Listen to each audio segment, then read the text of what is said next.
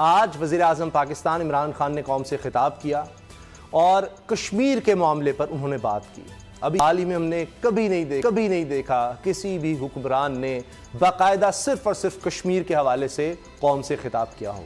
उसमें उन्होंने बहुत सी बातें कहीं, लाहेअमल भी बताया, और जो सबसे अहम बात के सांस के आखिरी सांस तक, खून के आखिरी कतरे तक हम कश्मीरियों का साथ देंगे। ये बहुत बड़ी बात थी और एक लाहेअमल भी उन्होंने बताया।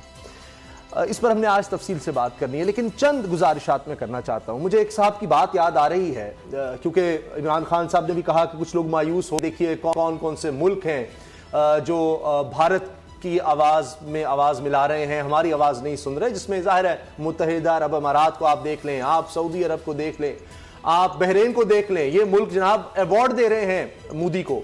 फ़लस्तीन तक को देख लें, और इसराइल भी है और फ़लस्तीन, दोनों ही उसके साथ हैं, उसकी आवाज़ में आवाज़ हाँ में हाँ मिला रहे हैं। क्यों है? देखिए होता ये है, आज शाह कुरैशी साहब ने भी कह दिया कि बैनुल-अक़वामी ताल्लुकात में मज़हब की कोई गुंजाइश नहीं, मज़हब नहीं होता, वहाँ रिलीजन नहीं होता। देखिए जब किसी के आगे हाथ फैलाया जाए तो वो हाथ उस पर उठाया नहीं जा सकता। इसी तरह से जब हम कशकोल लिए फिरेंगे, जब हम मदद मांग रहे होंगे कि ये मुल्क दिवालिया होने से हमारा बचा लिया जाए, तो फिर कोई मुल्क हमारी सुन रहा होगा। जब हमारी कोई मदद कर रहा होगा तो फिर हमारी बात नहीं सुनेगा, वो अपना रौब जमाएगा, वो अपनी बात कहेगा।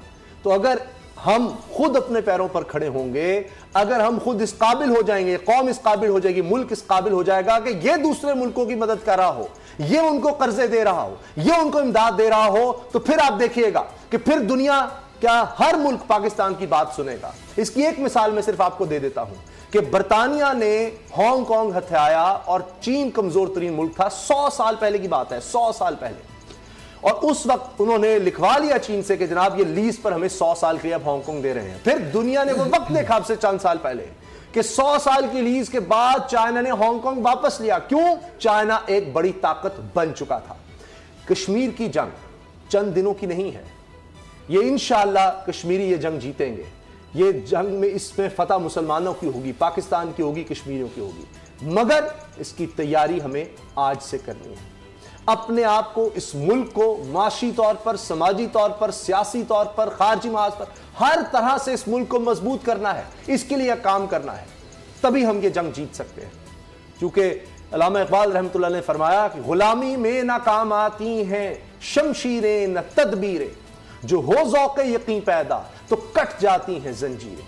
तो जब हम ये ज़ौक़े यकीन पैदा करेंगे कि हम अपने पैरों पर खड़े हो सकते हैं, इस मुल्क को, कौम को आगे लेकर जा सकते हैं, इसको मजबूत कर सकते हैं, तो फिर ही हम कश्मीर की जंग ज्यादा बेहतर तरीके से लड़ सकेंगे। यह अलग बात है कि आज 70 साल के बाद हम देख रहे हैं कि हर जगह पर मोदी को एक ही सवाल का जवाब देना पड़ रहा है, हर जगह उसको बेइज्जती का सामना है, शर्मिंदगी का सामना है। पूछा जा रहा है कश्मीरियों पर इतना जुल्म क्यों कर रहे हो। ट्रंप भी उनसे सवाल पूछ रहा है, फ्रांस के सदर भी उनसे सवाल पूछ रहे हैं, आलमी ताकतें, यूएन में उनसे सवाल पूछा जा रहा है, एमनेस्टी इंटरनेशनल उनसे सवाल कर रही है, ह्यूमन राइट्स उनसे सवाल कर रही है कि क्यों इतना तुम जुल्म कर रहे हो। पहले ऐसा नहीं था, 70 साल में ऐसा नहीं था। ये कश्मीरियों की, इसमें उनका लहू शामिल है, ये पाकिस्तान की सपोर्ट भी उनके साथ है कि आज ये सवाल तो कम से कम पूछा जा रहा है। आज मोदी को मुंह छुपाने तो पड़ रहे हैं, आए बाएं शाएं तो करनी पड़ रही है, वरना ये भी कभी नहीं था।